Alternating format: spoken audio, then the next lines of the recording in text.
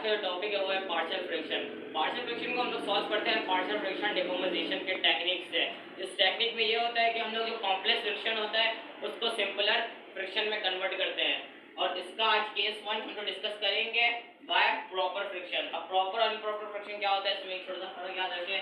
जब भी proper fraction का वर्ड आएगा तो न्यूमरेटर छोटा और डिनोमिनेटर से, जैसे कि 3/4 न्यूमरेटर छोटा है डिनोमिनेटर से, और अगर कभी इम्प्रॉपर का वर्ड आएगा तो या तो न्यूमरेटर डिनोमिनेटर से बड़ा होगा या फिर बराबर होगा। तो आज तो फिलहाल प्रॉपर फ्रैक्शन के जरिए इस केस 1 को सॉल्व करते हैं by partial fraction decomposition techniques के जरिए। और इसको सॉल्व करने के लिए एक छोटी सी एग्जाम्पल भी दी हुई है। और केस नंबर 1 है हमारा, डिनोमिनेटर जो है वो नॉन रिपीटेड लीनियर फैक्टर में कंसिस्ट यानी मुश्तमिल होगा। अब आप लोगों को x² - 9 फैक्टराइज तो आपको पहले से आती होगी, तो ये डायरेक्ट आप लोग इसको फैक्टराइजेशन के जरिए इसमें कन्वर्ट कर दिए। जब कन्वर्ट करें तो आप लोगों ने ये जो 2 डिवाइड आ रहा था इसमें से एक डिवाइड को a से डिवाइड करा दिया और एक को b से डिवाइड करा दिया प्लस करके। तो इसको आपने जो कॉम्प्लेक्स फ्रैक्शन का टेक्निक था उसको सिंपल फ्रैक्शन में कन्वर्ट कर दिया। अब एक ये सवाल दिया हुआ है पार्शियल फ्रैक्शन का जिसको रिजॉल्व करना है, तो चलिए इसको स्टार्ट करते हैं बाय पार्शियल फ्रैक्शन टेक्निक के जरिए। तो ये सवाल है, ये ऐसे ही आ गया 11 - 3x divided by x - 1 x + 3। क्या करें, a divide by x - 1 plus b divided by x + 3। Cross multiplication shift कर दें। 11 - 3x divided by x - 1 x + 3। ये इधर चले जाएगा, इधर चले जाएगा। a x + 3 plus b x - 1, और ये दोनों आपस में होगा x - 1 x + 3। ये हो गया x - 1 x + 3 cancel, x - 1 x + 3 cancel.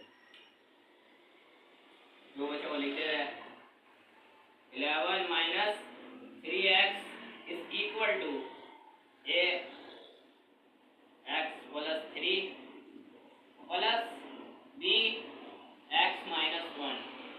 अब एक चीज यहाँ नोट करिए, अगर मुझे a की वैल्यू और b की वैल्यू निकाल के इसमें पुट करनी होगी तब जाके पार्शियल फ्रैक्शन रिजॉल्व हो पाएगा। इसको इक्वेशन 1 का नाम दे दें, इसको इक्वेशन 2 का नाम दे दें।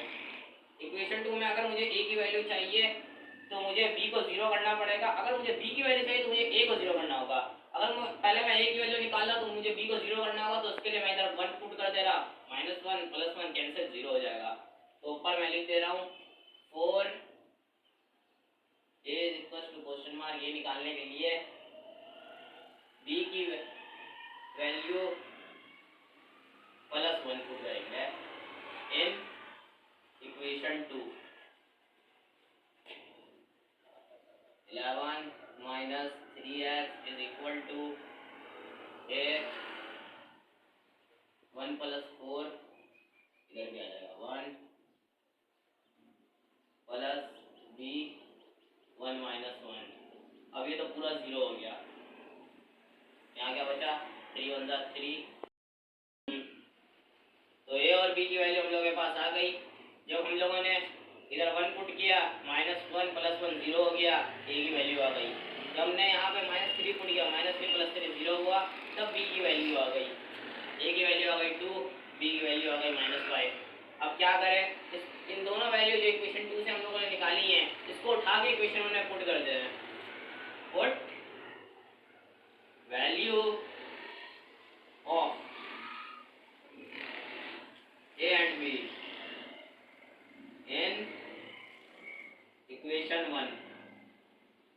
तो इक्वेशन 1 में वैल्यू पुट कर दे रहे हैं 11 - 3x divided by x - 1 x + 3 equal to b की value -5 divided by x plus 3 plus minus minus 11 minus 3x divided by x minus 1 x plus 3 equal to 2 upon x minus 1 plus minus minus minus 5 x plus 3 और ये आ गया answer.